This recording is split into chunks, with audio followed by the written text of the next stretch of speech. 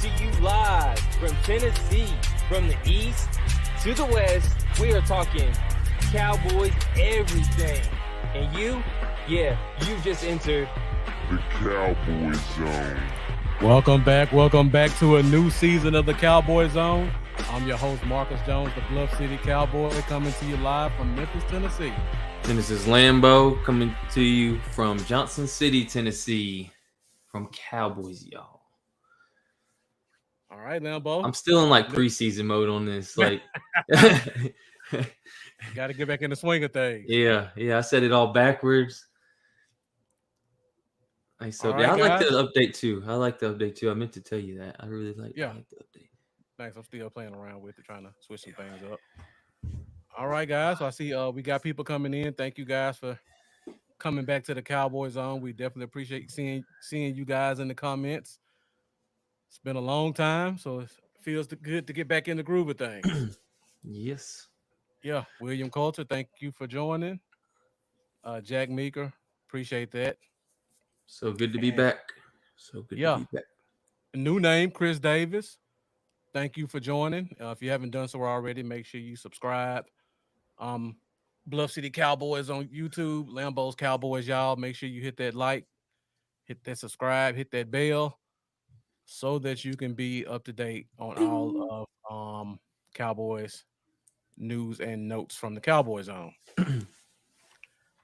So, Lambo, what you been doing during your time away? Coaching football and working, a lot of training with the boys, getting them ready. Boys, kids sports, pretty much. Work and kids sports. That's about it. If you guys don't follow Lambo, please go back and take a look at some of his videos. His sons are ridiculous. Oh, yeah, they're doing good. They're doing really good. They're doing good. They're little beasts right now. Mm-hmm. All right, so if you guys haven't done so already, everybody watching, make sure you like, make sure you subscribe, and also make sure you share. It's our first show back, so we didn't get a chance to share like we always do, but make sure you guys share. Share it to your personal Facebook page, share it to your favorite group. If you're on YouTube, tell a friend to join us in the Cowboy Zone. Chris Davis, once again, thank you for joining us. I'm glad to see diehard Cowboys fans in here. So if you have any questions or comments, be sure to let us know, and we'll be sure to highlight them. You will fit right in with us. We are diehard as well. I even got it tattooed on my hand. That's how crazy I am. We try to be interactive on the show, so we like to ignore the fact that I'm wearing an Amari Cooper t-shirt, but we'll pretend it's Drummond. Yeah, that's exactly who it is. Jack Meeker say he watched the touchdown run about 5 times. Which one, Jack? He posts one every week. Yeah, they get one usually every week. It's probably Tristan's. Tristan had a 70-yarder last week.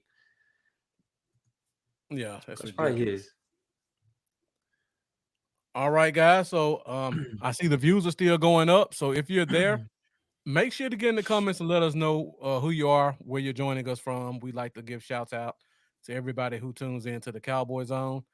William asked us we're going to do a podcast on Sunday. I'll probably be here for sure for a 30-minute pregame show. If Lambo can join, I'm sure he'll hop in as well. I will. So we're going to try to split things up this year.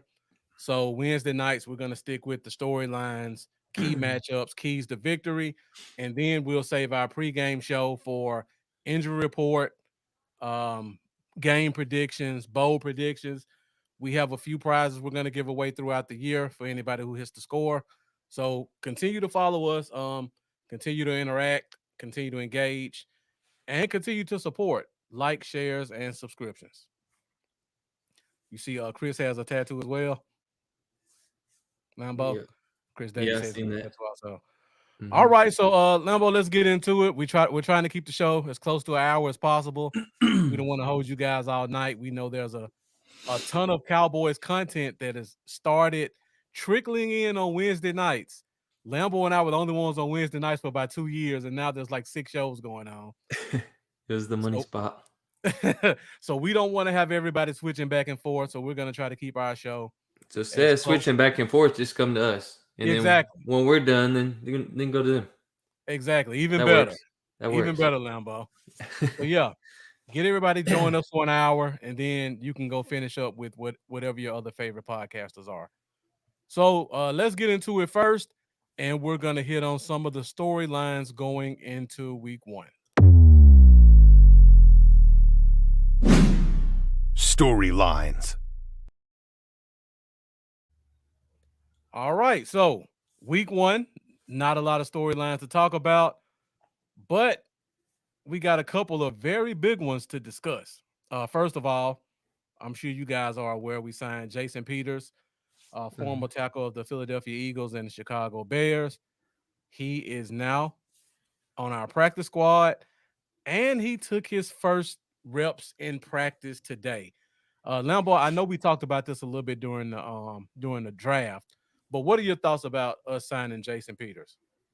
I like it. It's a vet move. I also got to say real quick before I get started, you were in mid-season form on those changeovers. The storylines to that was nice. So props there. Appreciate that. But I mean, hey, veteran experience, the more the better. You already got the young guy that you invested a first round pick in. Obviously there's a lot of work he still needs. I mean, you already got Tyron Smith in his ear. Now you're adding Jason Peters in his ear. I don't know if there's two better guys that you could come into the league and get information from. So that's a little bit of a blessing in disguise right there for Tyler Smith. That's only going to help. And then not to mention, I mean, he's been working a little guard here and there. You got Zach Martin helping you out with some tips at guard. You got Tyron Smith and Jason Peters helping you out at, tips on tackle. That's just beautiful. So I like it. Obviously not a long-term solution. It's a Band-Aid. And we hope that Band-Aid don't get wet and fall off 5 weeks into the season. So, but I like it. Yeah, definitely. And Charlie's in mid-season form in the comments tonight. Thank you for joining us, Dallas Cowboys Uncensored. You guys looking for something to do on Tuesday nights? Be sure to check out Charlie on DCU. And look at some very interesting takes, a lot of colorful language, and some good Cowboys content. So yeah, Chris Davis. I think we both like the Peter signing. I see William Coulter made the comment saying, "I wish we would have done it sooner." Honestly, William, veterans like Jason Peters don't like to sign during training camp. They all hate training camp. To them, it's a waste of time. I mean, he's 40 years old. And also, yeah, go ahead. Well, I was gonna say also you got to think he's not gonna sign with the Cowboys if Tyron Smith is still healthy. Exactly. He's only wanting to come in to be an instant starter, get another year in the league, and do his thing. Yeah, but for a guy like him, 40 years old, he doesn't want to spend 2 months in a hotel room with some 25-year-old kid playing 2K all day when he can be at home with his family. He'll come in for a week or two, get in football shape. I mean, he already knows how to play the position, and he'll be good to go. So, I think you're going to see a lot of signings like that coming up. Guys like Will Fuller, a couple of the tackles still available. It's going to be a lot of those coming soon. So, yep. This is just one of many, and we may get a couple. You never know. Lambo, how many weeks do you think he sits out before he plays? Jason Peters? Yeah. I could see him sitting out this first week, but I think if that does happen, which it looks like it's going to, I think he'll be playing by week 2. Unless Tyler Smith absolutely kills it. And then you're thinking at that point, okay, well, there's no reason to stop stop his progress. He's doing great. But I think by week 2 for Peters. And yeah, I'm pretty much the same way. It really depends on the urgency, though. How's Tyler Smith look week 1? So if Tyler Smith looks good week 1, do you think we bring him back to play left tackle, or is he the swing guy, or is he a guard? How do you think that'll work? That's going to be interesting because that also, I mean, if you think about it, it could depend really too on Conor McGovern and how he does at left guard. Tyler Smith may play well enough at left tackle to make you feel comfortable, but Conor McGovern might be absolutely horrendous. And you're thinking, well, damn, Tyler Smith, he did great at left tackle, but I mean, left guard was horrendous. Let's bump him inside, put Peters outside. Now we got our best 5 on the field. Right. That's a good point. Yeah. So I think, like you said, the shuffling's not done yet. And Jack Mika says probably week 3. Chris Davis talks about Michael Gallup, and that's actually our next storyline to talk about. So reports are Michael Gallup was back on the field today doing individual drills. He looks to be way ahead of the projected rehab. Of course, you guys know he wasn't put on the PUP list, which is what we pretty much all expected. Yep. So he doesn't have to sit out 4 games. So basically, he's on his time to whenever he wants to come back, as long as he can get cleared by the medical staff, and it looks like he won't have any setbacks. So Amanda Foster, thank you for joining us. Runs a great Facebook group. Thank you for tuning in to the Cowboys Zone tonight. Lambo, we talked about Jason Peters coming back. When do you think Gallup hits the field? I'm feeling like that week 3 to 4 range. Okay. And I think that's why he wasn't, put on PUP. Is because they, as soon as he's ready to practice, they want to start getting him ready to go. Right. So they can get him on the field as soon as possible versus having to wait to get him acclimated. So I'm feeling like week 3 to 4. It sounds like he's doing good. He's like you said, he's hit his schedule, and we're gonna need him. And I'm sure they want to get him back as quickly as possible. I'm thinking week 3, week 4. I think he may touch the field next week. Oh, really? I don't think he'll start, but I think they may try to give him a couple of routes at some point in the game. If he looks good this week. But I agree. Week 3, week 3 is full go. Week 3 is full go. Week 3 is full go. Especially if we end up being like 0-2, he's definitely playing week 3. Oh yeah. Now, if by some chance we come out of this 2-0 with Tampa and Cincinnati, they may let him sit another week. But anything other than that, I think week 3, he's on the field. And Jack Mika said, I just hope they already smacked the Giants. Yeah, we all got that one circled. Week 3. Looking forward to seeing our offense hopefully at full force. They may smack them extra hard if the first 2 weeks put a bad taste in their mouth. Exactly. You're gonna take it out on them Giants. Midgets. All right, guys, keep the comments coming. I see the views are still going up. We got a bunch of great people leaving comments, but there are still some more people out there. So if you haven't already, just give us a comment to let us know that you're there. And share. Already, make sure you like and share, just like Lambo said. And share. Let's jump this viewership up. Yeah, Andre Anulak. I know I butchered that last name, but he asked who is our swing tackle. As of right now, it's probably Josh Ball, if I had to guess. So pray Terrence Steele or Tyler Smith don't get hurt in the game. Exactly.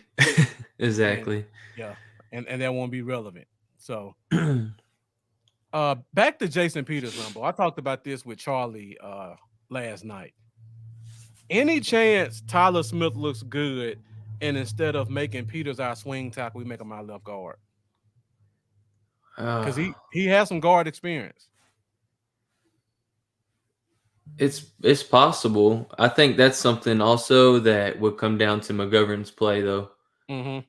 If Tyler Smith is looking good and McGovern's looking terrible, you got a decision to make. But I think you get the best 5 on the field, whether Peters is willing to do left guard and keep Tyler Smith where he's at, because he's your long term. You invested a first rounder in him. That would actually make sense. It really would. I mean, if Tyler Smith is doing well at left tackle that early, getting thrown into the fire against who? Shaquille Barrett? Shaq Barrett, yep. So, I mean, I mentioned his name like 15 times last night. I'm terrified of this matchup. And we'll get I into am that. too. I am too. And so I mean, you can't move Tyler Smith if he comes out and plays well. Yeah. If he plays well, we really need that long-term piece in place. Let him continue to grow. And hopefully Peters would be cool with giving that a shot. Going And back. the beauty about what they're doing with Jason Peters right now, I don't know if you guys are aware, but I talked about this last night. Veterans contracts are guaranteed if they're on the roster week 1. So if Jason Peters is on the practice squad and they bring him up to the active roster, that's not considered being on the roster day 1. So if for some reason we get 3-4 weeks into the season and Tyler Smith looks like he's the man, and one of our backups just happens to look like a decent football player, they could release Jason Peters, and whatever his contract is, they're not on the hook for it. So that's also something you got to be aware of. Also, this is definitely a money move, putting him on the practice squad week 1. Yeah, makes complete sense. Yeah. So Chris Davis asked, "Do we like Tyler Smith?" I don't know. Yeah, I didn't on draft day. I think we all remember that. But hey, I hope I learned to like him. Yeah. Obviously, there's been people we've picked round 1 that I wasn't happy with the pick before, and they turned out to be, a star. So I'm starting to come around on him. I like his strength. I think he's going to instantly help in the run game. Definitely. I'm a little concerned with his feet in the pass game, and but we'll see how he does, and hopefully he progresses along. I know he's like Jack said, he's powerful. Yeah. Charlie talked about this last night. He hasn't played tackle since December 2021 at Tulsa. The NFL is a different animal, and a guy like Shaq Barrett is something he's never seen before. 2-time Pro Bowler, I believe. Exactly. 3 years in a row, double-digit sacks. Very underrated guy as a pass rusher. Yeah. We talked about Tyler Smith. He's lost some weight. He's taking it serious, unlike some of our other prior first-round picks. Yeah. You see him taking it serious. You see him working with Duke Mayweather, getting his hands right. But it's one thing to look good hitting a bag for a few minutes. It's another thing having a Pro Bowler in front of you and they isolate you on the left side, which we all know is going to happen. Yeah. So it remains to be seen. He could pull it all together. He does have the athletic traits, but again, we just don't know. I would feel a lot better if he had Martin next to him instead of McGovern. I mean, who knows what kind of stunts and stuff they're going to do between them to throw them off. Exactly. Yep. And yeah, Amanda, penalties are just as much of a concern as him blocking for me also, because he was the most penalized player in college last year. We can't forget that. I mean, if he's struggling, you need to get both backs on the field. You need to have Zeke out to their side chipping something. Or we're going to do some double tight end sets a little bit more often or something. I think we see a shit ton of 12 personnel this week. Like, I expect to see more 12 than 11. I think we're going to have both tight ends on the field. Hey, when you get your best playmakers on the field, and I think Schultz and Ferguson can make some plays for us. We're kind of lacking at receiver starting the season. It makes complete sense. It really does. Exactly. Yeah, and Jack Mika talks about you want to see him at guard to root out Vita Vea. That's just one of those mini matchups we have to worry about. I hope McGovern can hold up. Yeah. Amanda says she thinks we'll see Zeke picking up blindside quite a bit. Andre asked the question, do we think Pollard will take over Zeke's spot? We've been asking that question for 3 years, Andre. The answer's been no. Until I see otherwise, I have to go with what I know. Jerry don't want to look dumb after that contract. Exactly. But Pollard will be used more, I think, this season. But it's not going to be necessary in the traditional role. I think he's going to get some work in the slot a lot. We're going to actually hopefully see him in the slot a little bit this year. And we've seen him do some things at Memphis that we haven't really utilized that skill set. Yep. And and I like to see him and Zeke on the field a lot this season too together. We've seen some really good plays last year where they were both on the field. That worked out great. So hopefully more of that. Charlie put out his 3. Charlie hit us with his keys to victory early before we get to it. So number 1, Dak needs to get the ball out quick. And the OC needs to call the type of plays to help him get the ball out quick. Dak needs to keep his head on the swivel, and we all need to pray to baby Jesus.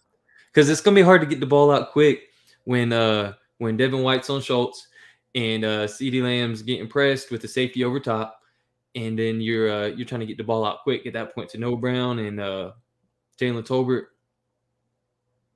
So, yep, or whoever is the third receiver, and we'll get to that in a minute also. And Amanda says, I think Kellen is a huge thing holding us back. It's almost like he doesn't know how to utilize our best players. I agree with that. I mean, Kellen's still a young guy. I mean, Kellen's younger than me. He's younger than both of us. And we listen to all the hype about him being this wonder kid. But in reality, he's a kid who was thrown into the fire from backup quarterback to offensive coordinator, even though he had no real power. He really only got power last year after Jason Garrett left. Before that, he was really just the play showed it. He was doing what he was told and what he was shown. Yeah. I just still think Kellen Moore for Dak being a thing because that's the most thing I'm thankful for when I think about his name is him allowing Dak to bump up to that second spot, or we may have never even knew a Dak Prescott. Yep. Jeff, thank you for joining. Appreciate it. What's up, Jeff? And Amanda, I didn't tell you hey as well. Let's go. All right, so computer's going haywire. So I thought you had a new slide coming up. No, I was trying to get some sound. What's up, West Coast? But my backup. He says after week 4 for Gallup. Okay. West Coast, thank you for joining us. Definitely appreciate you tuning in for a few seconds. I know you'll probably be going live soon also. So after you guys leave us, make sure you go check out West Coast on Facebook and YouTube. All right, Lambo. One more storyline. The first 53-man roster was revealed. A lot of interesting stuff to take note on there. So let's take a look at it really quick and go through some of the stuff that we see that stands out.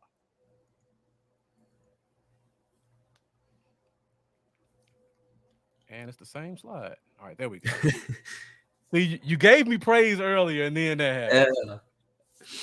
That's how it happened. I jinxed kind of it. Smile. See if I can make it a little bit bigger. Can you read it, Lambo? Oh, a little bit. Yeah, I can kind of make it out. All right. I ain't got full screen. Looking at this, a couple things that stood out to me. First of all, seeing Bohanna as the first defensive tackle was a real shocker. Over Gallimore, over Tristan Hill. Yeah, that is a surprise, especially with Gallimore, and then Tristan Hill. That's also debatable as well because he's had a good camp. He had a really good camp, and he's a veteran. So we didn't see a lot of Bohanna in the preseason, but what we saw was definitely an improvement from last year. I thought it was interesting to see Gallimore playing into the third quarter quite a bit. So I guess that kind of does justify the fact that Bohanna was kind of treated as the guy during the preseason. So I'm really interested to see him on the field an extended period of time just to see how much he's improved. Because last year, fans were really on him because of the size, but the production just was not there. So I've seen him getting pushed around quite a bit last year at times. Mm-hmm. So if he made a second-year leap, kudos to him. I mean, he's already a big guy. He was already pretty strong. Maybe a second year in the weight room. Yeah. Really, really helped him out. And William Coulter said Parsons was hyping up Bohanna all day. I'm sure he was because he's probably going to be blitzing that A gap right behind him all That's a good game. sign. That's a good Yeah. sign then. And we'll talk about this later on also. The Bucks are down to the third string center who actually played tackle his entire career. So that's something we definitely gotta be aware of once we get into that game. All right, Lambo. Another thing that stood out to me looking at this, the three receivers: CeeDee Lamb, Michael Gallup, Noah Brown. Now we just talked about it. Michael Gallup's not playing week 1, Mm-hmm. so we know it's pretty much CD and Noah. Who do you think's going to be the third guy? Is it the drafted guy?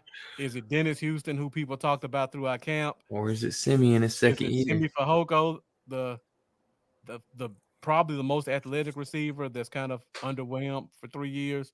Who do you think is going to be that third guy they tried out there? Honestly, I feel like you said, it'll be CD and Noah, and then I feel like it's going to be Jalen Tolbert to start. Okay. I know he didn't have an impressive preseason. We all kind of hope to see more. We was hoping to see some big flashes and this and that. But I think they're gonna give him a little room to go out there and see what he can do. If he struggles, I think it won't take long to pull him. But I think to start, it's gonna be Tolbert with a short Yeah. leash. Yeah. And for me, I think it depends on how they play Lamb, because last year they played Lamb a lot outside. Yeah. So if they're playing Lamb more outside than inside, I think Dennis Houston has a legitimate shot of being that third guy because he played a lot of slot from the practice reps I saw, Mm-hmm. and he understands route concepts.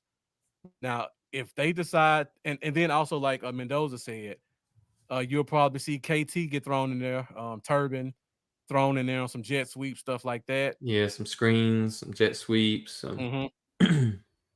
But if they plan on moving Lamb more inside outside, I think it will be Tolbert because I think he's probably the best fit as a Z receiver, even more than Simi in my opinion, despite Simi being faster than him.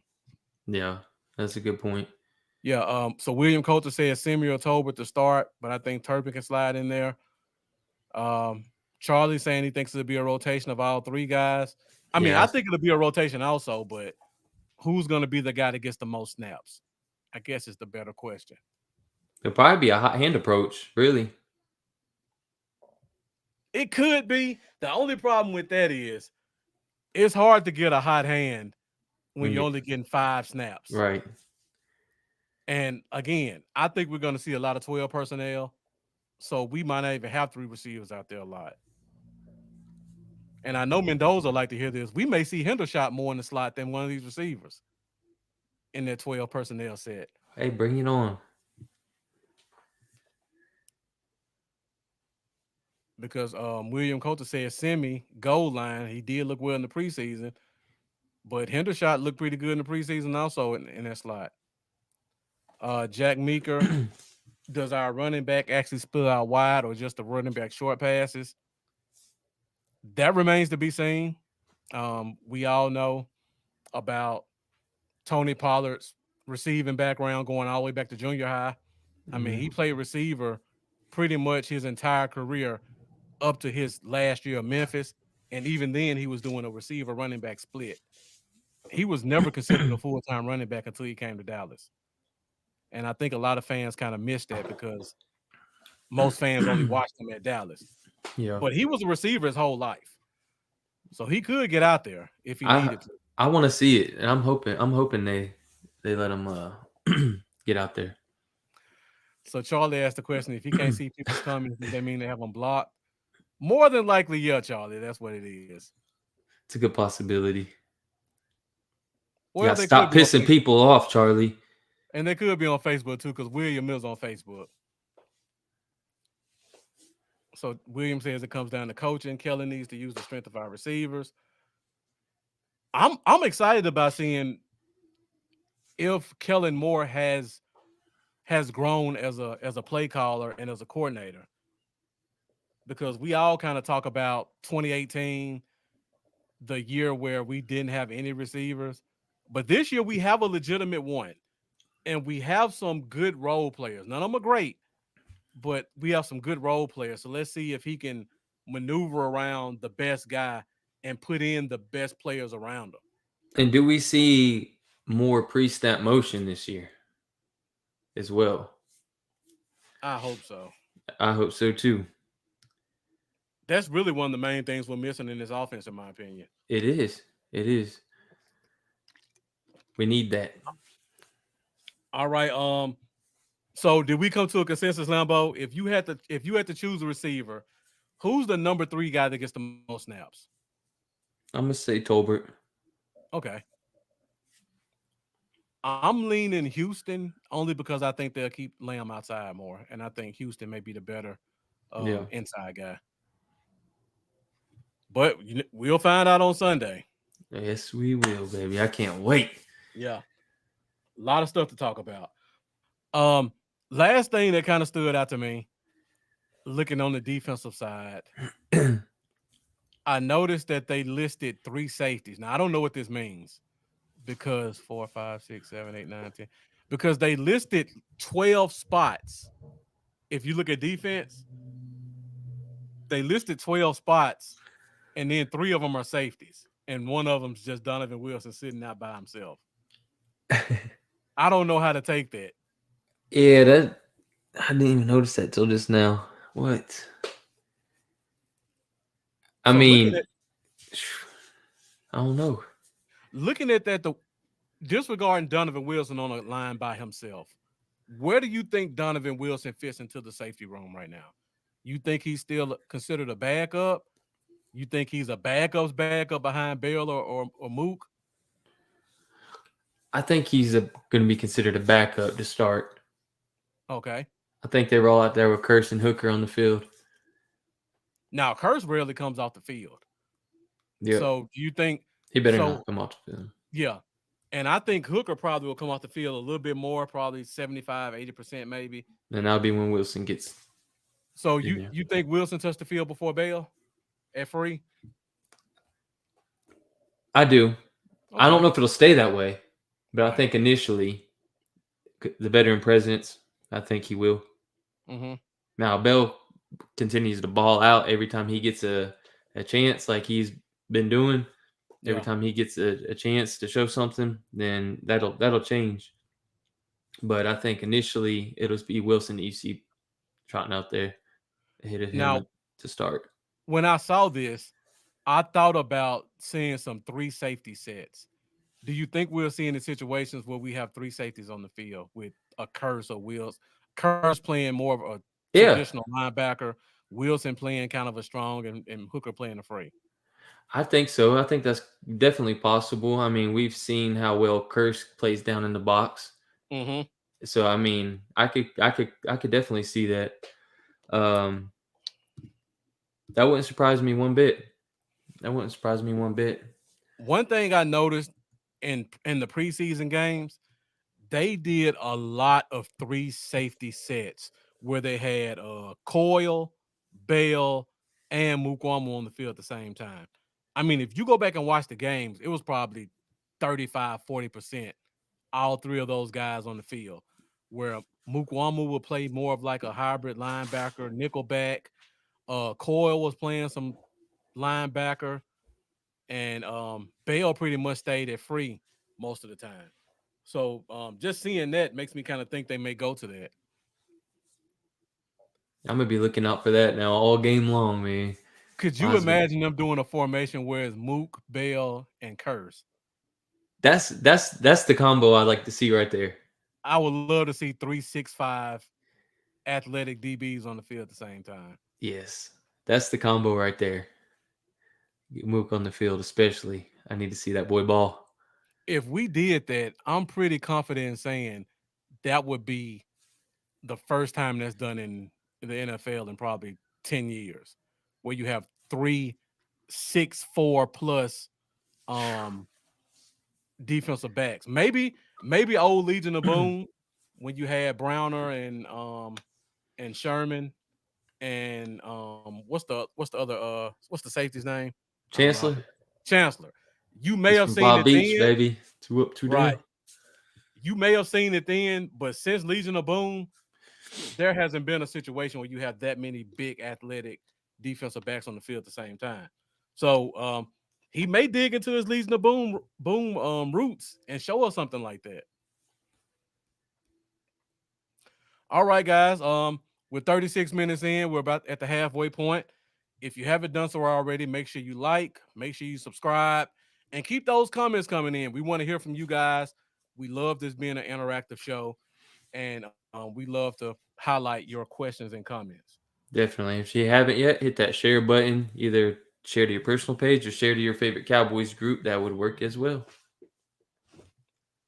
All right, Lambo. So now we'll move on to our next topic, and now we'll hit some of what we think will be the key matchups to watch in this week's game. Key matchups. All right. So Lambo, you want to go first on this one, or you want me to go first? Left tackle versus Shaq Barrett. We probably got the same three. I know we haven't talked about it, but That's definitely going to be key for our offense to do anything. Left tackle versus Shaq Barrett. oh yeah, that may be the one that decides the game, honestly. Yeah. And we talked about this before. Shaq Barrett, double-digit sack guy, their best pass rusher. You know they're gonna isolate Tyler Smith on any key third downs. So he's gonna have a lot of growing pains in this game. It may not be as good of a game as fans may like, but we just hope he can get through it without just completely wetting the bed. We don't need to see the name that I do not speak of type performance. Yep. And we'll get into that once we get into over-unders too, because I got a couple of over-unders related to that. Lambo, what's your second matchup? Our second is our pass rush versus Brady. Okay. So basically, are we getting to Brady? Are we taking advantage of their center position, especially? And Wirfs is D-Law going to be able to give him any trouble? We need him to. Yeah. But pass rush versus Brady, because you got to get to Brady quick, or it's going to be a long day. Yeah. He will pick us apart. And now for me, my second one is similar to that, but I'm more inside than out. Yeah. Because we know how Tom Brady gets the ball away quickly. Yep. Even if we have elite pass rush on the edge, I don't think they'll be able to get there in time. That's true. That's true. I'm looking at Robert Hansey. I talked about him before. I believe a third-round pick out of Notre Dame, played tackle his entire career. Tampa Bay lost both of their centers. He had to fill in at center right now. So their second-year backup tackle had to convert inside to center and start week 1. So Quinn Bohanna's a starter. Let's see how he looks against this young guy. And I don't think we're going to see Michael Parsons rush from outside a lot. I think this is going to be more of an interior rush game. So let's see how he performs against Hansey. Also, Tampa Bay's Pro Bowl guard, Ali Marpet, retired. I don't have that depth chart in front of me, but there's a new guy starting right there.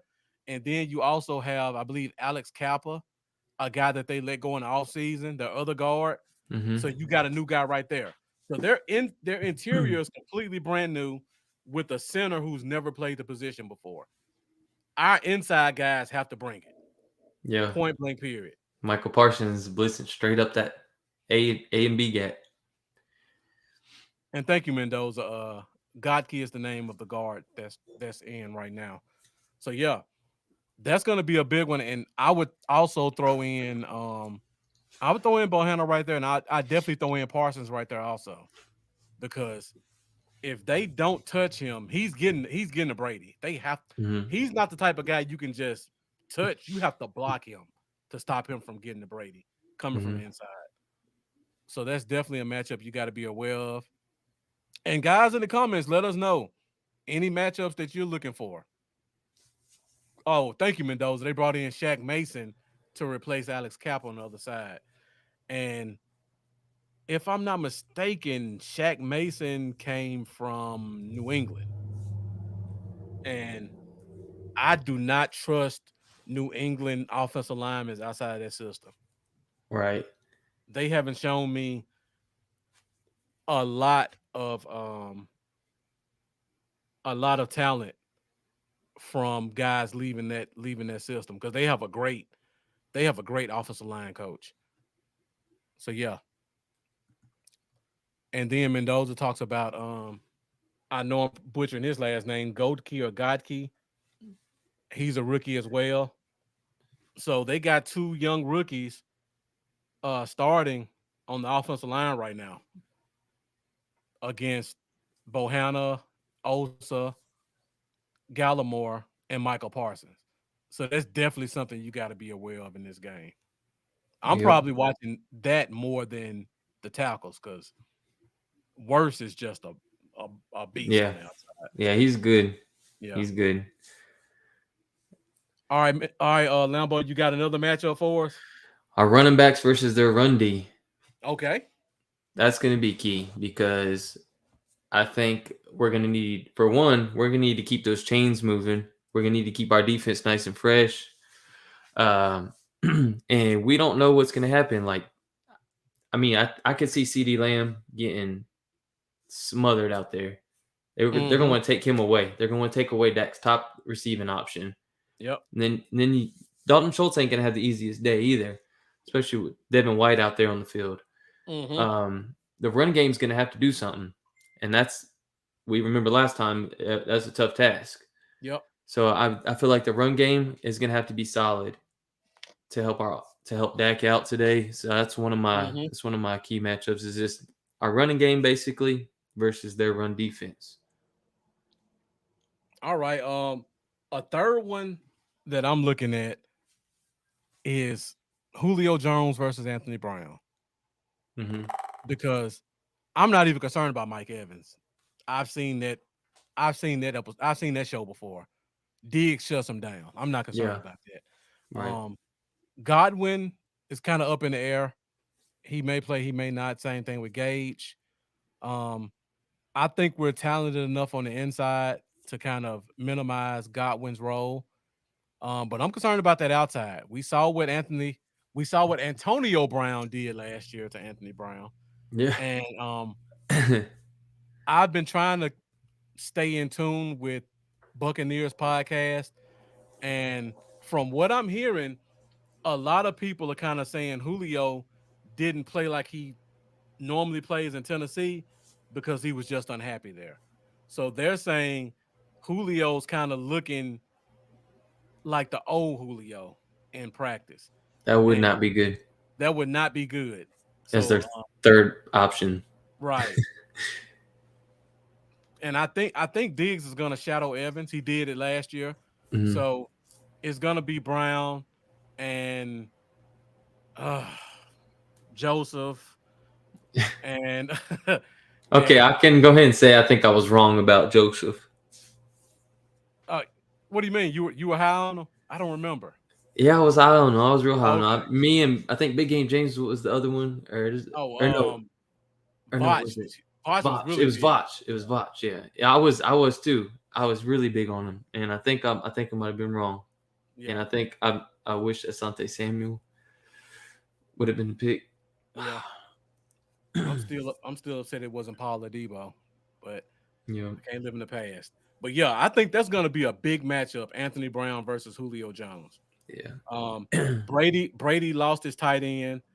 I think Mike Evans is going to get eliminated. So I don't think there's going to be a lot of options. Maybe Scotty Miller steps in and makes some plays. But I think Julio's going to be kind of the go-to guy this game. So Anthony Brown has to really step up. And Jack Meeker says, I think Brady's in trouble for several reasons. His receiving core isn't going to be as open, and we'll be getting to him fast. He better get that release down to 1.5 seconds. Yeah. Charlie brings up a great point saying Julio's declined every year since 2018. It wasn't just the Titan year. That's a good point, Charlie. That Titan year looked awful, though. Yeah, it did. And let's hope if Julio is the top target for Brady that Yeah.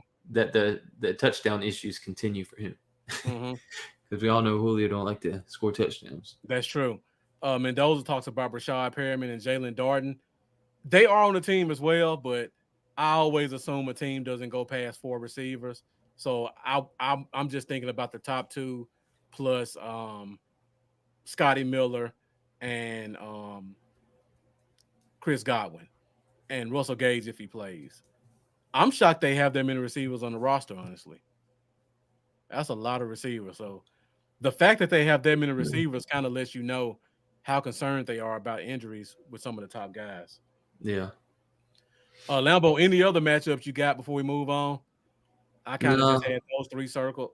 that was my main 3. Yeah, that was my main 3. Okay. And guys, we're at 46 minutes, so got about 15, 20 minutes left. If you guys have any questions or comments, be sure to hit them in the comments. We'll highlight them. And if you haven't done so already, make sure you subscribe. Make sure you like. Make sure you share. Share it to your personal page. Share it to your favorite Facebook group. Let the people know what we're talking about tonight. Jack Meeker asked the question, which one just took off his brace? It was either Goodwin or Gage. I don't know which one it was. They're both injured with knee injury, so it could be either one. All right, Lambo. So next, you want to go to over under, or you want to go to keys to victory? Are we still hitting up underrated as well, or we were saving that? Underrated player? Yeah. We can go ahead and hit it now. All right. I don't have a Slide. fancy screen for that one yet, so bear with me. Oh, we don't So need guys, one. get in the comments and let us know which underrated player you think will step up this week. Lambo, you got a player in mind? Noah Brown. Okay. Noah Brown, as we all know, he's probably going to be the number 2 receiver. And you got to think about the receivers we're throwing on the field. Mm-hmm. Think about who all we lost and where all them targets are. All them targets are gone. You lost Cooper, Cedric Wilson. Them 2 alone, all them targets are gone. All them targets ain't going to just go to split out evenly to Schultz and CeeDee Lamb. Mm-hmm. Noah Brown, who's he next familiar with on this team right now? Noah Brown. He's been there. He may have not got all the chances, but he's been there every day in practice with him. You guarantee they've worked a lot together over the past couple of years or so. And so I think outside of CeeDee Lamb, Noah Brown's going to be that one of those next guys he's looking to just because he's comfortable with them. They've been together a little while. So I think and it's not like he's not a bad player. We've seen Noah Brown when he's gotten his opportunities. He's looked really good. Mm-hmm. I think Noah Brown's going to come out there and have about 5-6 catches, 80 yards, and maybe even a touchdown. I think he's going to do pretty well, given that opportunity finally to really get on the field more. So I think he's kind of being overlooked by a lot of people. But I think he will have a solid game. So he was kind of my underrated guy to watch. And also, you bring that up. Amari Cooper's gone. Amari Cooper had 16 targets last year and 13 catches. And that's also with CeeDee Lamb having 15 targets. Right. And Dalton Schultz having like 11 targets. Exactly. So there's definitely a lot of targets that are still left out there. There's no bigger Noah Brown fan than me. Yeah. But you've been a day one Noah Brown guy. Yeah. I'm interested to see how he does. I can't give him 80, 90 yards just yet. I think he gets 5 catches. I can see closer to 50 yards, 55 yards. I think he may get a touchdown if they get close because he has an underrated catch radius that we haven't had a chance to really see. I think he's going to be more of a 3rd and 4. He gets you 7. 1st and 10, he gets you 6. I think he's going to be that type of player. I don't look for any big plays to be made from him. I just look for him to be a consistent number 2 guy. And Jack Meeker says Cox may be a big deal against Brady. And Mendoza, probably the only person that's a bigger Brown fan than me. The Brown Hive is always live. You know, I haven't really thought about this one. So going off the top of my head, I don't know why I want to say Marquise Bell so bad. But Dude. you know what? Bet you won't. I'll stick with defense. I'll go with Dante Fowler. Okay. I feel like our fan base hasn't seen him. They only see stats. Dante Fowler is a very talented defensive end. Oh, yeah. To Very me, the athletic. problem is he doesn't play until he's motivated. And he wasn't motivated in Atlanta because the team sucked. Yeah. I think we have a different type of locker room. I think our locker room brings the best out of players. We got some real leadership in Micah and Curse. Gallimore stepping up. D-Law's there. We got real leaders now that hold guys accountable. And it's the star power thing. You're under the lights. Some people thrive under that. They want that attention. It pushes them that extra little bit. And also, side note, it was Chris Godwin that just ditched the knee brace. Okay. Earlier this week, and looks like the most recent update of about 5 hours ago is he was a full participant in Wednesday's practice with no setbacks. All right, so we probably will see Godwin in the slot. Yeah, it's looking like he's a chance he could play. Could have snaps limited. We'll see, but. Now, Jack Meeker asked the question, does Brown play like Keyshawn Johnson? Johnson was a better route runner. Height, weight, speed, I would say, yeah. We still haven't seen the best of Brown. Like, people forget, it seems like Brown's been here forever. Brown's only 25 years old, and he's never been given an opportunity to play extended periods of time. Right. 6'2", 225. I mean, he's got the size you want as well. Yeah. He's a big guy. Yeah, and we talk about Cedric Wilson. Everybody loved Cedric Wilson last year. Go look at Cedric Wilson before last year. He was a 14-catch, 120-yard guy just like Noah Brown.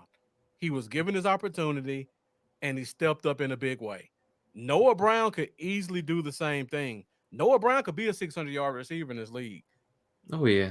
So, yeah, that's just something to definitely pay attention to. And I'm hoping he steps up so when Gallup comes back, you can keep Brown at the X, you can put Gallup at the Z, and you can put Lamb back in the slot. That would be an ideal lineup for me. And then you just have Tolbert coming in and Semi, and they just fill in wherever they need to. And just a bonus, Noah Brown is a beast blocking. Yeah. He's a beast to have out there in the blocking game. And if we plan on having any running success, we'll probably need that from him. Yeah. Because there's no running up the middle. Exactly. So you're going to need him blocking out there. Yeah. Yeah. So, all right, Lambo. So I think that's pretty much, we both gave our underrated players. We had a couple in the comments. So now I guess we'll go to over under. Haven't done that in a while. One of my favorite segments. So hopefully we'll get you guys engaged with this as well. Yes. If you guys aren't familiar with it, over under is where I'll give a stat out and you guys let us know whether you think we'll go over or under that stat. So if you haven't done so already, be sure to get in those comments and let us get your opinions as we give our over unders for this week. Over under. Over under. All right, Lambo. So we talked about Tyler Smith, and this is our scariest matchup. Oh, you guys how many sacks he's gonna give up? I got two of them for Tyler Smith. The first one, over under 1 sack. No, I take that back. Over under 1 sack. I think he gives up 1. Does he give up more than 1? Or does he not give up? Does he give up less than 1? I'm gonna say over. I could see 2. Unfortunately, I have to say over as well. Yeah, I don't want to say it, but and if he does, I'm not concerned because I'm looking for it. Yeah, exactly. And then if he proves us wrong, I mean, I'm cool Yeah. with that. I'm completely fine with that. Jack Meeker always the optimist, saying under on both penalties and sacks, Ah, getting over ahead under of on him. penalties, more than one penalty. Yeah. All right, guys, let me know in the comments. Over under 1 sack given up by Tyler Smith. Ooh, under. That's optimism right there. Mm-hmm. I'll give you guys a few seconds to get in the comments. Let me know what you think. And if you think under Jack Meeker, do you think that means they're getting a sack somewhere else other than Tyler Smith? Or you think he just has a really good game?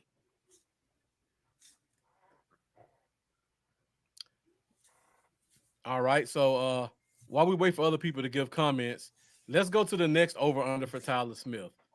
All Now, right. most penalized player in college last year, joining the most penalized team in NFL. So you know the eyes are going to be on us. Oh yeah, that's my biggest fear. It's a big primetime game. Jack Meeker says he's scared of McGovern more. I couldn't disagree with you on that one. Over under 1.5 penalties. 1.5. 1.5. Does he get more than one penalty? I don't think anybody other than Jack Meeker would suggest that Tyler Smith won't get at least one penalty this game. I'm gonna say over because, like you said, most penalized offensive lineman in college. Cowboys, the spotlight, they never do. I don't know how many calls we get calls when they ain't even call there. So I feel like he's gonna be so pressured and just to protect Dak. I mean, that's such a big deal. Week 1 against a 2-time Pro Bowler, trying to protect your team's franchise quarterback. If he gets beat, he's holding on for dear life. He's not letting Dak get hit. He don't want to be that guy that just lets Dak get blindsided. So Right. I think he will. I'm not saying they're both going to be holding penalty. I could see him getting a holding penalty and a false start just from nerves. Okay.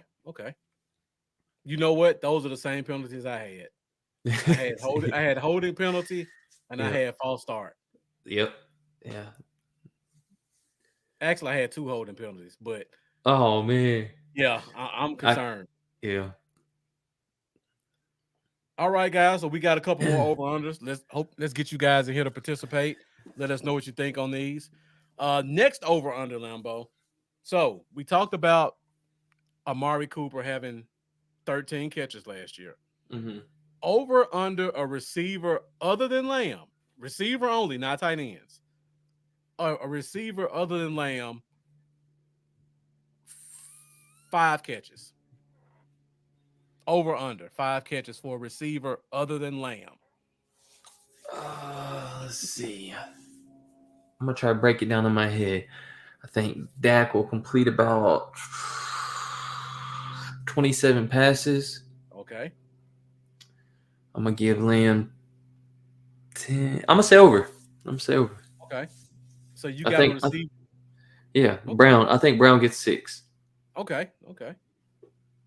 See, now I got to do the same math that you just did. So,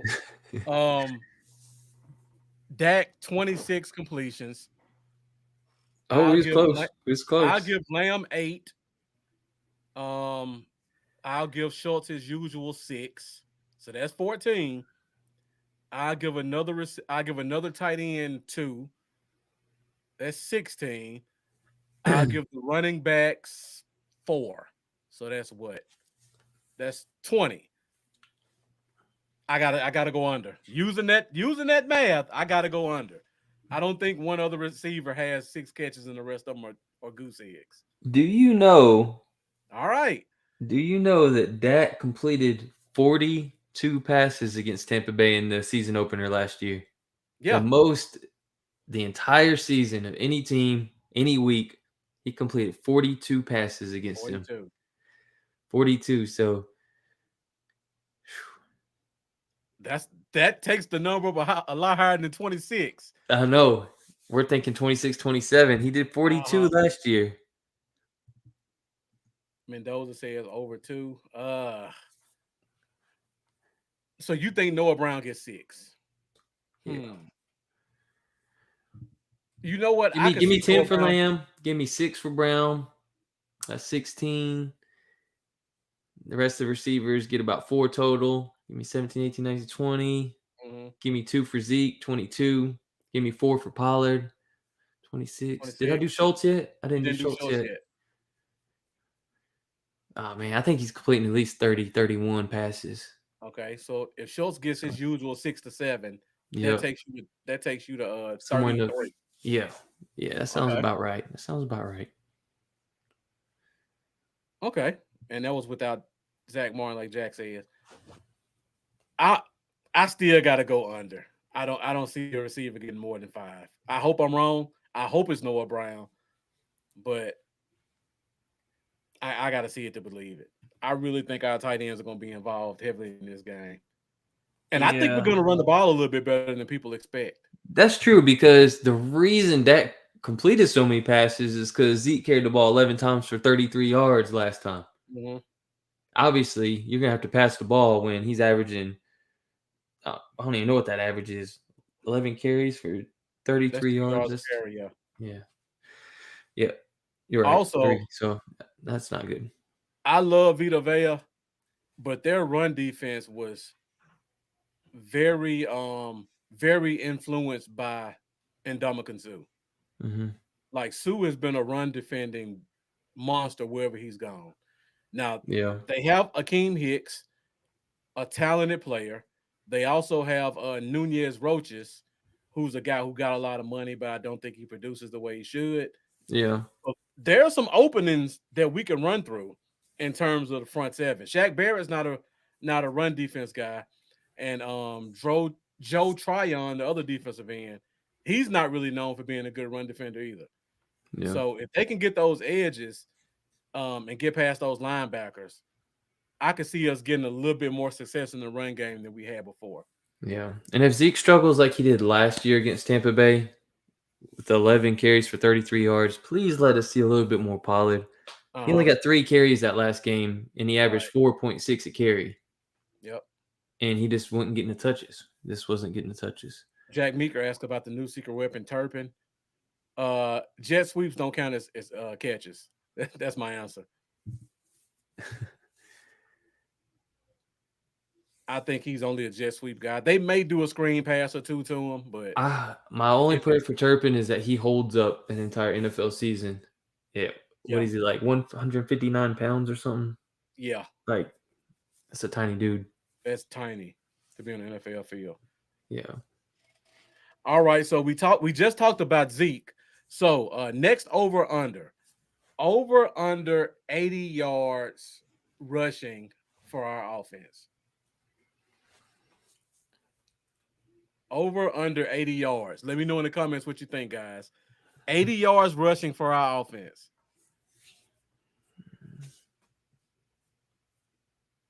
The last time we played them, we had 60 yards rushing. I'm going to say over this time. Okay. Like you said earlier, I think the run game will be improved. But on top of that, I think Dak himself's going to have about 30 yards rushing because he might be running for his life. That's a good point. I know we all have our questions about Conor McGovern. I personally think he's a better run blocker than Connor Williams.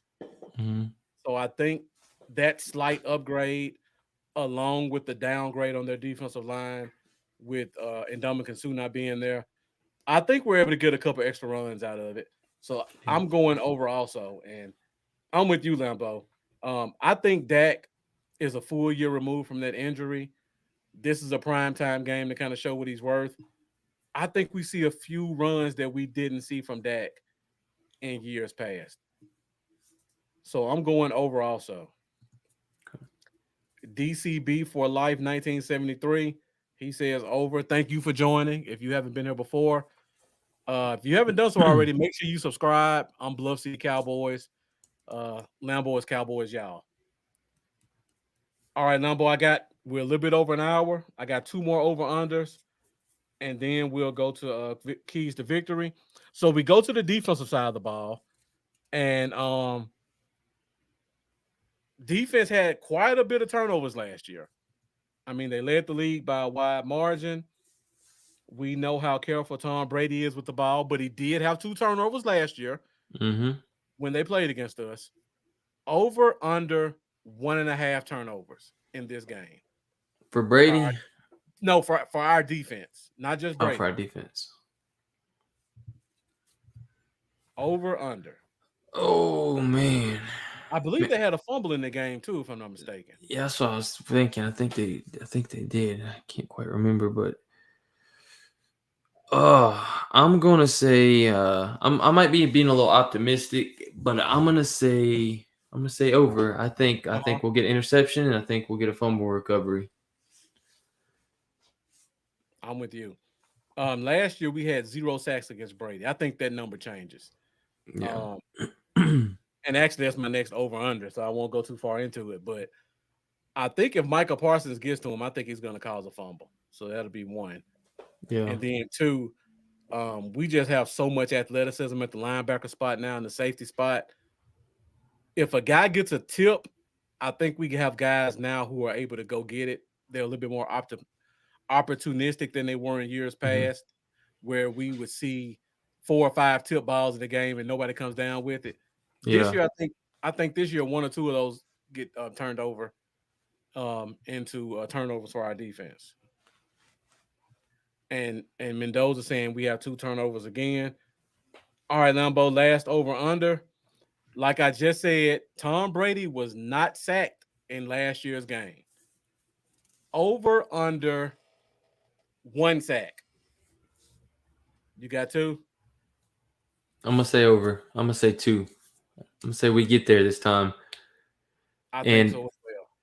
I was actually convinced of that, thinking just now, off of your theory of us in that middle, taking advantage of that middle, and Michael Parsons is just too athletic. If we bring the heat up that middle, I could see it happening.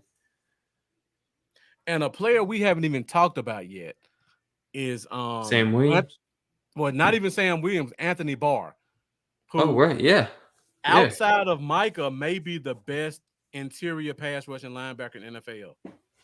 And he's on our roster also. So you may see both of them come up. Oh, let's do it. So, that's going to be interesting. Sir. And Mendoza going super optimistic, 3.5 sacks. And Jack Meeker saying Bo gets a sack and Micah gets a sack. I definitely think it's more than 1. So,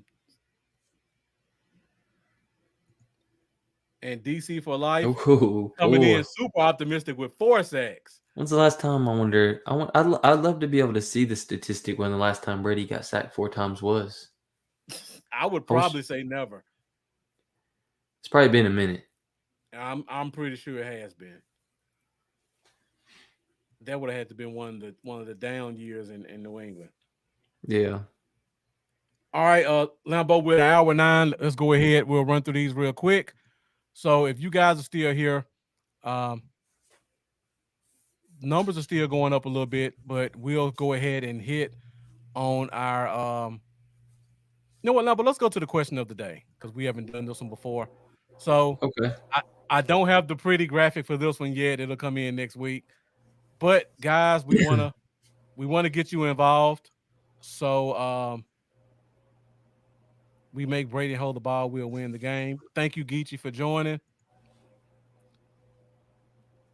How do I share the screen?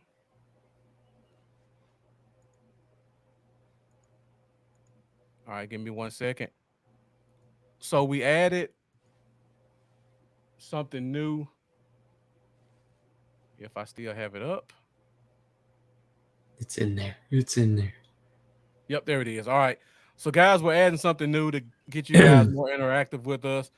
So, every week we're going to come up with a question of the week. So, if you guys can, if you can go to menti.com, menti.com, and use the code 87119920. Check it out on your phones or on your laptops. If you go to that website and put in that code, you will see a question. And if you guys could, choose your best one, and the graphics will change, and we'll be able to see what you guys think about this question of the week. So this week we're asking which rookie will have the best debut. So I tried to limit it to our top four rookies because I think they'll be the ones that are most influential in the game. So you got Tyler Smith, our first round pick. Got Sam Williams, our second round pick. Jalen Tolbert, our third round pick, and Jake Ferguson, our fourth round pick. So if you guys can, go to the site, choose who you think will have the best rookie debut, and we'll be able to see your results on the screen. So I see we already got Jake Ferguson with one right now. So if you guys haven't already, okay, somebody just chose Sam Williams. Yeah, let's go. All right, so guys, go to menti.com, Right www.menti.com. there at the top middle, Minty, Right there at the top. menti.com. Enter code 87119920 and vote. Right now we got Sam Williams and Jake Ferguson. If we see that 12 personnel, there it is. There it is. All Go to right, that Lambo, website. so I'll Super keep easy. it up. I'll keep it up there for a minute, and we'll come back and check this out in a few minutes, and we'll go to our last segment of the night, and that will be what we think are our 3 keys to victory in this week's game. Keys to victory. All right, guys, I'll bring the screen back up in a minute, but the information is still at the bottom of the screen. Go to menti.com, use that code, and cast your vote for which rookie you think will have the best debut. So while we wait to see if the numbers change, Lambo, we'll go to our keys to victory. So I believe each one of us has chosen 3 keys to victory in this week's game. I've been making you go first a lot, so I'll go first this time. My first one, we got to stay in the trenches. We got to win in the trenches. Offensive side of the ball, we got to try to establish some type of run game. And we also have to protect Dak because they do have one very talented pass rusher on the outside, and then probably the most athletic interior player in the league on the inside. They'll probably both be trying to isolate the new guys on the line in McGovern and Smith. So our offensive line as a whole unit has to step up and protect. Number 2, we need those backup wide receivers to contribute. We talked about this before. I don't think one guy have more than 5 catches. I mean, they could, but I just feel that way. I think all the guys have to contribute in some form or fashion, getting a first down here or there, even making some blocks on some screen passes because you know the screens are going to be coming. So our receivers have to be involved. And then third, we have to get some splash plays on punt team. We haven't talked about special teams at all today, but Mendoza brought up the point earlier in the show. Tampa Bay has a rookie punter right now, and last year they had the worst punt average in the league. So there are going to be some short punts possibly, and we got an explosive punt returner who can make some stuff happen. Oh yeah. And we haven't had that in a while because I think Cedric Wilson for his career only had 2 punt returns more than 10 yards. That was frustrating. That was so frustrating. Right. I think he only had he had less than 20 punt returns in 3 years. That's frustrating, like you said. So we haven't really seen what punt yards can do for our offense. So I think this is the game where we finally get to debut a new weapon. And I think this is something that'll help our offense not be pinned at the inside the 20 so much and give them some shorter fields. All right, Lambo, what you got? Three keys to victory. Honestly, my keys to victory are winning the key matchups from Okay. earlier that I had, which is don't let Shaq Barrett be Adrian Claiborne. Mm-hmm. So we cannot have that happen again. I'm not asking Tyler Smith to go out there and play at an all-pro level, but just don't lose the game for us. Keep Dak upright, and really that goes for the entire O-line. Just give Dak time because I feel like it's going to be some growing pains with this receiving core this year to start out. Give Dak a little time, to do something. Yep. That with as well as just having pressure in Brady's face, make him uncomfortable, make him frustrated. You gotta stay in his face. You gotta get him upset, get him frustrated, piss him off. Just be in his face all game long, get him frustrated, and then run game. You gotta run the ball. We gotta run the ball. It's going to be detrimental to this game to be able to average 4 to 4.5 yards a carry. So that's my 3. Okay. Mendoza had 3 really good ones. Generate interior pass rush. Both of our tackles holding up. We didn't talk Right. about Terrence Steele, Yeah. but he does have some growing pains as well. And then the return game, that third aspect that we haven't talked about. And I heard some people saying this during the preseason, saying, well, Turpin looked good, but he was going against backup punt return units. Newsflash, our punt team blocking were backups also. And we actually have one of the better punt teams in the NFL. I mean, pretty much every punt team is a bunch of backups, technically. Pretty much, yeah. Most of the time. That's true. But we didn't have guys like Noah Brown out there. We didn't have CJ Goodwin out there. He didn't play it all in the offseason. It's not like we had our best blockers out there for him at the same time. Exactly. Still evenly matched.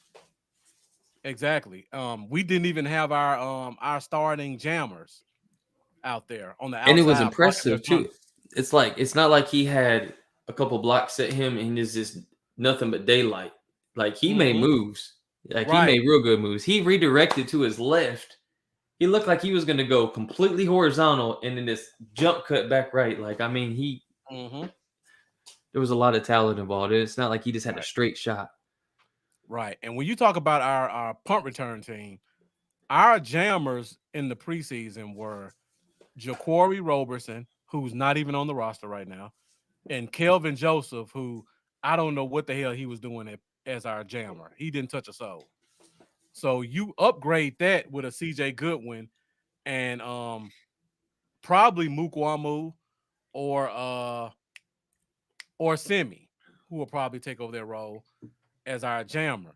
So just that upgrade of a guy like Goodwin coming in, that gives you an extra block on the outside. So instead of having to make 3 moves before he gets started, he can just go off to the races as soon as he catches the ball. So I think that's going to be some hidden yardage that we don't see that help influence the game a little bit. Yeah. And Jack Meeker saying you shove that center in his lap and you'll see him yelling at his guys. I think that center's going to make some mistakes because Hansey was a decent tackle in college, but changing the center week 1, prime time. I mean, we saw Conor Williams try to get some snaps at center and how that looked initially. There could be some muff snaps in there or some hurried snaps. So definitely something to be aware of. All right, guys, we'll do about 30 more seconds. Go to minty.com, use code 8711-9920, and let us know which rookie will have the best debut.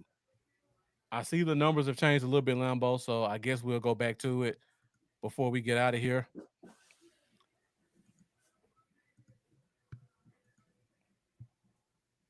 All right, so As of right now, Jake Ferguson's in the lead. Everybody thinks he'll have the best rookie debut. Poor Jalen Tolbert. Tyler Smith and Sam Williams basically tied for second and third. Jalen Tolbert did not receive a vote. And I mean, that's understandable. Rookie guy, you don't know who to expect to play in the game. I'm looking forward to seeing Jake Ferguson though. I'm gonna go out and say, by the way, that I think Jake Ferguson catches a touchdown pass in the red zone. That sounds like a bold prediction, Lambo. And we will be hitting on our bold predictions this Sunday on our pregame show at 11 a.m., where we'll be doing our game predictions, our bold predictions. We'll give you an injury report leading into the game. If the inactives are listed, by then we'll give you those as well. And we'll also give you any storylines that come up between now and then, as well as Lambo and I will both give you our fantasy favorites for this game, as well as any game throughout the league. So, got a lot of information to hit on during our pregame show. So, make sure you guys come back and join us Sunday, 11 a.m. Central Standard Time for our pregame show as we kick off week 1 of the NFL season. All right, Lambo. Anything you want to add before we get out of here? No, that's it. Just can't wait till Sunday, man. I feel like it's like as a kid waiting for Christmas to come around. It's that feeling. It's the same kind of feeling, but as an adult, waiting for Sunday to get here. Can't wait, man. Can't wait, and can't wait to do the pregame Sunday either. Yeah, haven't done one of those quite a bit. Mm-mm. All right, so before we get out of here, Lambo, let's see if I can get this to work. Let's try it from here then. Week 1 bugs. I always got to work them out. We're still in preseason mode. All right, can you hear that? You got Lambo? Yep. All right. So before we go, let the people know where they can find you at. Y'all can find me on Facebook, Twitter, and YouTube, and Patreon at Cowboys Y'all. You can find me on Instagram at Cowboys Y'all 88. Please subscribe. Most of all on YouTube, guys. Help get us up there. Get us to 1,000 subscribers on both our pages. We'd really appreciate it. All right, guys. You can find me on Facebook, Bluff City Cowboys, YouTube, Bluff City Cowboys. Make sure you hit that subscribe button. Also, you can find me on Twitter at Bluff Cowboys and on Instagram at Bluff City Cowboys. And like I said before, be sure to join us this Sunday, 11 a.m. Central Standard Time for our pregame show. Get back in those comments. Give us your game predictions. Give us your bold predictions. And we'll keep you guys up to date with the injury reports, the inactives, and any storylines that take place between now and game day. So, thank you guys once again for joining us on the Cowboys Zone for week 1. We'll see you guys this Sunday. And we'll also be back next Wednesday, 8:30 Central Standard Time, for our game recap of week 1 and also to give you all the news and notes leading into game 2 versus the Cincinnati Bengals. Lambo, any closing thoughts before we get out of here? No, but it's so good to be. Well, you know what? Yeah, it's good to be back on here, working out the kinks and getting back into the swing of things. It's so good to see familiar faces in here in the comments, and hopefully, all those that would tune in for us last year continue to come back and help us grow this thing. And just looking forward to this entire season. We really appreciate every single one of you that sticks with us and is always here checking us out. So thank you guys, and we can't wait to see you Sunday and Wednesday. All right, guys. So once again, thank you for joining us. Definitely appreciate your support as always. We'll see you guys this Sunday. Until then, have a good week. Enjoy some football tomorrow night, and go Cowboys.